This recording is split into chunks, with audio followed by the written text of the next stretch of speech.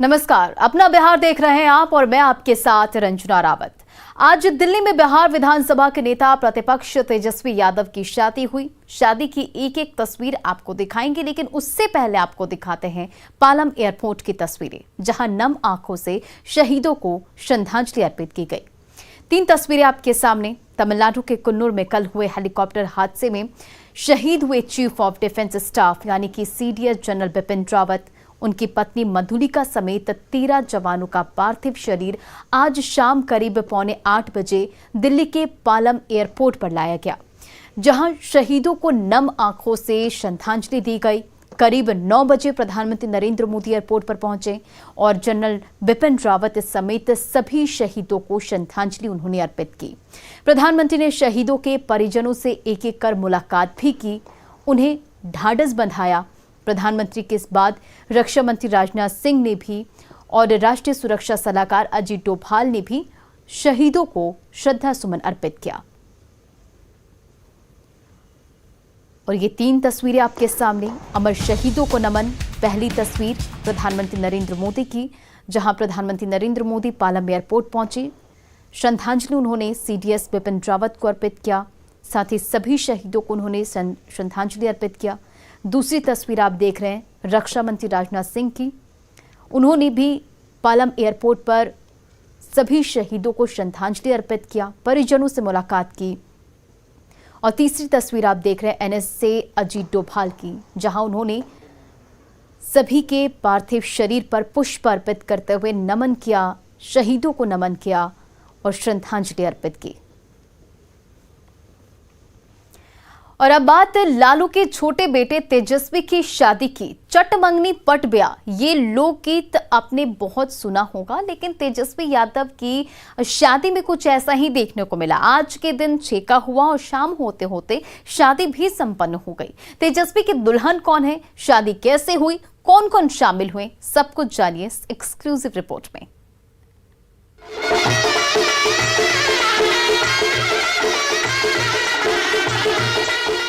इसे कहते हैं चट मंगनी पट ब्याह।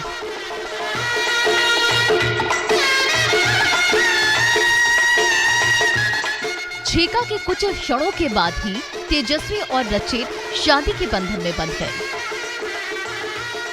तस्वीरों में आप देख सकते हैं कि लाल जोड़े में दुल्हन रचेल है और गोल्डन शेरवानी में तेजस्वी दूल्हा बने। हिंदू रीति रिवाज से शादी की रस्में निभाई गई। शादी के बाद तेजस्वी की नई दुल्हनिया ने बड़े भाई तेज प्रताप का पैर छूकर आशीर्वाद लिया। दिल्ली में मीसा भारती के फार्म हाउस पर शादी का पूरा आयोजन किया गया था। शादी में शामिल अखिलेश यादव की तस्वीरें भी सामने आई है, जिसमें अखिलेश लालू यादव के बगल में बैठे दिख रहे हैं। शादी के बाद नई जोड़े ने एक साथ खाना भी खाया। तेजस्वी की शादी की सबसे खास बात ये रही कि दिल्ली में हुए इस शादी समारोह में सिर्फ परिवार के सदस्यों को ही न्योता दिया गया था। यहाँ तक कि लालू यादव के छोटे भाई सुखदेव राय को भी गुरुवार की आधी रात में न्योता किया। करीब 12 बजे करीब में किए थे। 12 बजे रात में? हाँ, तो हम कहा कि ठीक है भैया, हमारा मियाँ ठीक नहीं है और लड़का लोग सब कोई जा रहा है, से हमको छोड़ दिए। हम एकदम खुश हैं, हमारा लड़का के शादी हो रहा है, एकदम धमधमी हमारा है।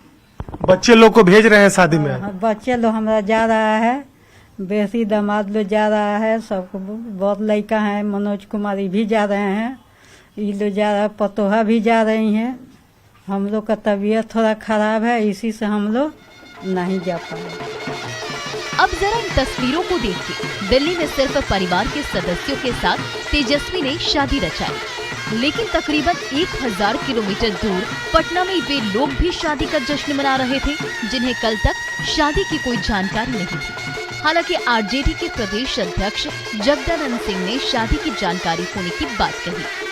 जब तेजस्वी जी पीछे जा रहे थे यहाँ से, उस दिन मुझसे चर्चा करके गई थी कि 9 तारीख को शादी करने के बाद अध्यक्ष जी, यानी जान के अनजान बन रहे थे जगदानंद? मैं अनजान कहाँ था लेकिन तुम्हें जनाना हमारा काम तो नहीं था। और सब लोग समय पे जानते हैं, ये बात हमेशा ख्याल कर लेना, समय से पहले की कोई जानकारी हर अच्छी चीज को बिगाड़ देती है। जितनी गोपनीय और सादगी से तेजस्वी की शादी हुई, तेज प्रताप के विवाह में ऐसा नहीं हुआ था। उनकी शादी में कई दिग्गजों के साथ काफी मेहमान भी पहुंचे थे। दिल्ली से अमितेश, पटना से शैलेंद्र कुमार की रिपोर्ट। और चलिए अब आपको कुछ तस्वीरें दिखाते हैं। आज तेजस्वी यादव की शादी हुई और अब ये कुछ तस्वीरें आप देखिए, जिसमें ये पहली तस्वीर जो है सिंदूरदान की तस्वीर है। तेजस्वी यादव की आज शादी हो गई और ये तस्वीरें हम आपको दिखा रहे हैं। और दूसरी तस्वीर जो हम आपको दिखा रहे हैं वो मंगलसूत्र पहनाने की तस्वीर है। तो रचेल की सिंदूर वाली तस्वीर आप देखिए और शादी की एक्सक्लूसिव तस्वीर आप देखिए। लगातार हमारा जो कवरेज था और जो तस्वीरें निकलकर हमारे पास आई, हमने आप तक उसे सबसे पहले पहुंचाया, एक्सक्लूसिव तस्वीरों को सबसे पहले पहुंचाया। और ये दो तस्वीरें जहां सिंदूरदान की तस्वीरें आपको दिखा रहे हैं और दूसरी तस्वीर है मंगलसूत्र पहनाते हुए तेजस्वी यादव की तस्वीर।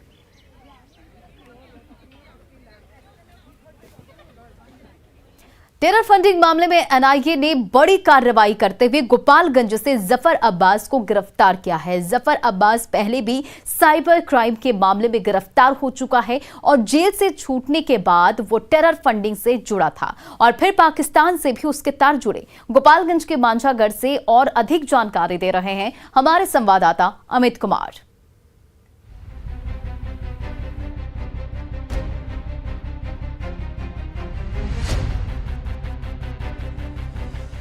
ये है गोपालगंज के पत्थरा गांव का रहने वाला जफर अब्बास, जिसे एनआईए की टीम ने गिरफ्तार किया है। पाकिस्तान के आतंकियों से कनेक्शन का आरोपी जफर अब्बास को बन रहे इसी 3 मंजिला मकान से गिरफ्तार किया गया है।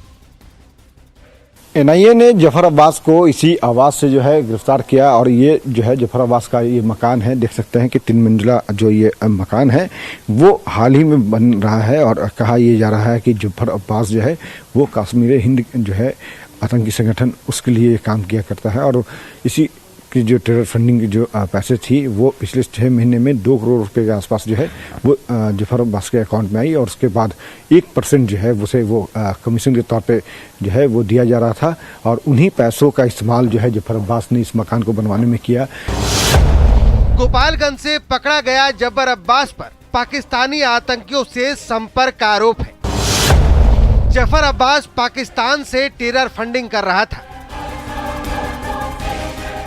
शख्स को गिरफ्तार किया है और इस शख्स के बारे में जो जानकारी एनआईए ने गैदर की थी उसके मुताबिक यह शख्स जफर अब्बास जो है वो टेरर फंडिंग का काम किया करता है। पाकिस्तान में बैठे जो आतंकी संगठन हैं उसके लिए ये टेरर फंडिंग का काम करता है और पिछले कई महीनों से वो लगातार यहाँ पे मांझागढ़ और गोपालगंज जिले के जो युवक हैं उसे गुमराह करने की कोशिश कर रहा था, लगातार पैसों का प्रलोभन दे रहा था। उसके साथ ही साथ जो अन्य गतिविधि है, जो आतंकियों के इरादे हैं उसे बुलंद करने में वो लगा हुआ था और इसी इनपुट के आधार पर एनआईए ने दिल्ली में एक मामला दर्ज किया, एफआईआर लॉन्च की गई 30/2021, जिसका अनुसंधान जब एनआईए ने करना शुरू किया तब ये बातें पुष्ट हो गई कि जफर अब्बास जो है वो टेरर फंडिंग का काम करता है। पाकिस्तान में बैठे जो आका हैं उसके इशारे पर वो टेरर फंडिंग का काम कर रहा है।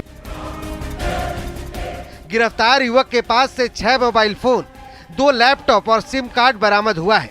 एनआईए की टीम जफर अब्बास को सीजीएम कोर्ट में पेश करने के बाद ट्रांजिट रिमांड पर लेकर दिल्ली चली गई है। न्यूज़ 18 के लिए गोपालगंज से अमित कुमार की रिपोर्ट।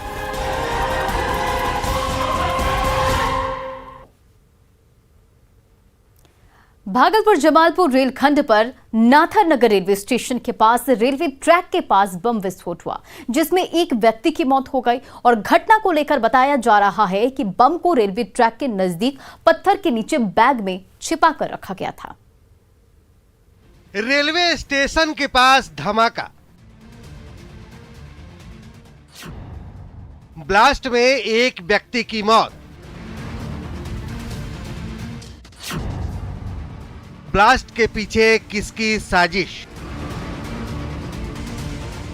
सुबह के 7:45 हो रहा था। भागलपुर का नाथनगर कोहरे की चादर में लिपटा हुआ था। तभी नाथनगर स्टेशन के नजदीक रेलवे ट्रैक के पास जोरदार धमाका हुआ। धमाका इतना जबरदस्त था कि पूरा इलाका थर्रा उठा। घटना तब घटी जब कूड़ा बीनने वाला एक व्यक्ति ट्रैक से कचरा उठा रहा था। ट्रैक के पास पड़े काले रंग के थैले को उसने जैसे ही हाथ लगाया, जोरदार धमाका हो गया। विस्फोट के बाद आसपास के इलाकों में दहशत का माहौल है और पूरी जो घटना का जो है पूरी आईएफएसएल और इन्वेस्टिगेशन ब्यूरो के द्वारा जांच की जा रही है। मौके पर पुलिस और आरपीएफ की टीम भी पहुंची, डॉग स्क्वाड की टीम भी बुलाई गई और धमाके के कारणों की जांच होने लगी। धमाके में घायल व्यक्ति को अस्पताल ले जाया गया, लेकिन डॉक्टरों ने उसे मृत घोषित कर दिया। इसमें जो हम विस्फोट हुआ है उसमें एक व्यक्ति पहले उसे चोट लगी थी पैर में, जब वो इलाज के क्रम में मायागंज हॉस्पिटल पहुंचे तो वहां पे उनकी मृत्यु हुई है। तो मृत्यु का कारण वहां पे स्पष्ट हो जाएगा। ये कोई पहला मामला नहीं है जब स्टेशन को उड़ाने की कोशिश हुई हो। इससे पहले भी मालदा जोन के इस रेलवे स्टेशन को उड़ाने की साजिश हो चुकी है। फरवरी 2021 में प्लेटफॉर्म नंबर 2 के पास विस्फोटक मिला था, जब नक्सलियों की साजिश की बात आई थी सामने, क्योंकि ट्रैक के पास किसी नक्सली का पर्स बरामद हुआ था। अब पिछली घटना से क्या ये लिंक है, ये हम इसमें जांच कर रहे हैं। पिछली घटना में और भी कुछ उसमें मैसेज सर्कुलेट हुए थे, वहाँ पे किसी पार्टी की तरफ से मैसेज आए थे। इसमें अभी तक ऐसा कोई मैसेज बरामद नहीं हुआ है। अब सवाल है कि रेलवे ट्रैक के पास बैग में बम किसने रखा था? क्या किसी खास ट्रेन को उड़ाने की साजिश थी? क्या इस नापाक मंसूबे के पीछे नक्सलियों का हाथ है? बार बार नाथनगर रेलवे स्टेशन को क्यों बनाया जा रहा है निशाना? फिलहाल पुलिस धमाके के हर पहलू की जांच कर रही है और जांच के बाद ही पता चल पाएगा कि कोई बड़ी साजिश रची जा रही थी या एक आपराधिक वारदात भर है। न्यूज़ 18 के लिए भागलपुर से विकास सिंह की रिपोर्ट।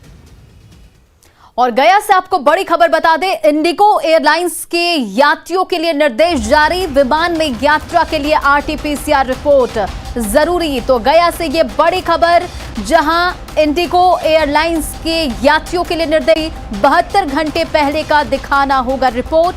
आरटीपीसीआर रिपोर्ट नहीं रहने पर गया एयरपोर्ट पर करानी होगी जांच और आरटीपीसीआर रिपोर्ट नहीं होने पर नहीं कर सकेंगे यात्रा।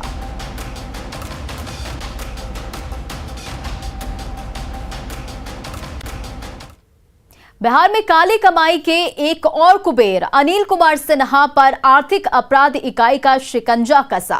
पटना समेत 4 जिलों में हुई छापेमारी में आय से अधिक 55 लाख रुपए की संपत्ति मिली है और दरभंगा में आपदा प्रबंधन विभाग के अपर समाहर्ता के पद पर तैनात अनिल कुमार सिन्हा के खिलाफ आर्थिक अपराध इकाई की टीम ने आज सुबह से ही एक साथ पटना के गोला रोड में रुद्र रेजिडेंसी समेत दरभंगा और भोजपुर में छापेमारी शुरू कर दी थी और बालू माफिया से सांठगांठ के आरोपी अनिल कुमार सिन्हा की पत्नी के बैंक के खाते में भी 36 लाख रुपए जमा होने के सबूत मिले हैं। इसके साथ ही कई प्लॉट और फ्लैट के कागजात भी मिले हैं, जबकि 88,68,000 रुपए से अधिक कैश बरामद हुए हैं और अभी तक मिले सबूतों में 55 लाख रुपए से ज्यादा की संपत्ति का पता चला है और अनिल कुमार सिन्हा औरंगाबाद में भी पूर्व बीडीओ रह चुके हैं।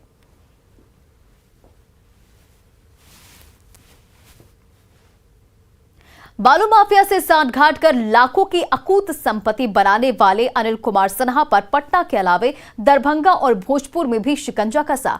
आपके टीवी स्क्रीन पर ये जो 2 तस्वीरें आप देख रहे हैं, एक भोजपुर और दरभंगा की है, जहां दरभंगा में आज सुबह से ही आर्थिक अपराध इकाई की टीम छापेमारी कर रही है और दरभंगा में जहां सर्किट हाउस समाहरणालय स्थित उनके दफ्तर में छापेमारी हुई, तस्वीरें आपके सामने। वहीं भोजपुर की तस्वीरें देखिए। भोजपुर के मुफस्सल थाना क्षेत्र में अनिल कुमार सिन्हा के रतनपुर स्थित घर में छापेमारी की गई, जिसमें बड़े पैमाने पर आय से अधिक संपत्ति करने का सबूत मिला है।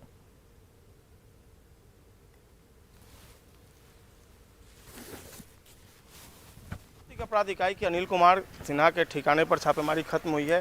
ये उनके दानापुर का रुद्र रेजिडेंसी आवास है और आर्थिक अपराध इकाई की टीम जो है आप देखें तस्वीरों में यहाँ पर नज़र आ रही होगी। तमाम जो अधिकारी हैं वो यहाँ से निकल रहे हैं। छापेमारी खत्म हुई है और बिहार एसटीएफ की टीम ने इस पूरे छापेमारी अभियान में सहयोग किया है और फिलहाल आप तस्वीरों में देख सकते हैं यहाँ पर कई गाड़ियों में सवार होकर जो टीम है वो पहुंची थी और डीएसपी लेवल के जो ऑफिसर थे वो नेतृत्व कर रहे थे इस छापेमारी अभियान का। और अब जो रुद्र रेजिडेंसी है वहाँ पर छापेमारी खत्म हुई है और एक एक करके जो अधिकारी हैं यहाँ से निकल रहे हैं।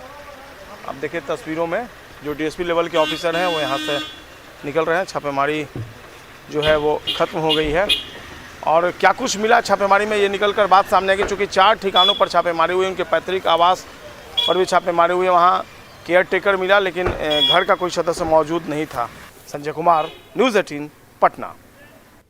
उधर वैशाली के हाजीपुर में आज अनुज डेयरी प्लांट का उद्घाटन हुआ। बाजार में अनुज डेयरी का उत्पाद राज ब्रांड के नाम से लोकप्रिय है और बिहार के बाहर भी इस डेयरी के उत्पाद काफी लोकप्रिय है। अनुज डेयरी का प्लांट पटना और मनेर में पहले से ही है और हाजीपुर में नई यूनिट लगी है और ये कंपनी 1000 से अधिक सेंटर पर किसानों से दूध का संग्रह करती है और इन सेंटर पर लाखों पशुपालकों को दूध बेचने का एक बड़ा सेंटर भी मिल जाता है। और यूनिट के उद्घाटन के मौके पर उद्योग मंत्री शहनवाज हुसैन ने कहा कि बिहार में उद्योगों का जाल बिछाया जा रहा है जिससे रोजगार के अवसर बढ़ रहे हैं। कैसे बढ़े इसके लिए काम कर रहे हैं। यहाँ अनुज डेयरी में खासकर जो इनकी राज घी है ये बड़ी पॉपुलर ब्रांड है और बहुत लोगों को ये लोग रोजगार दे रहे हैं। हम उम्मीद करते हैं कि उद्योग और रोजगार में बिहार आगे रहेगा।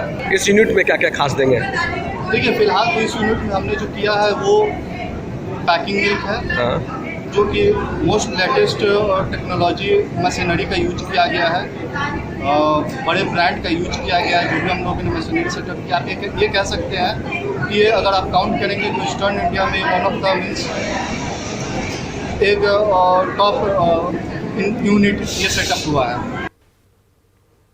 और अपना बिहार के इस बुलेटिन में फिलहाल इतना ही। आगे देखिए जोहार झारखंड।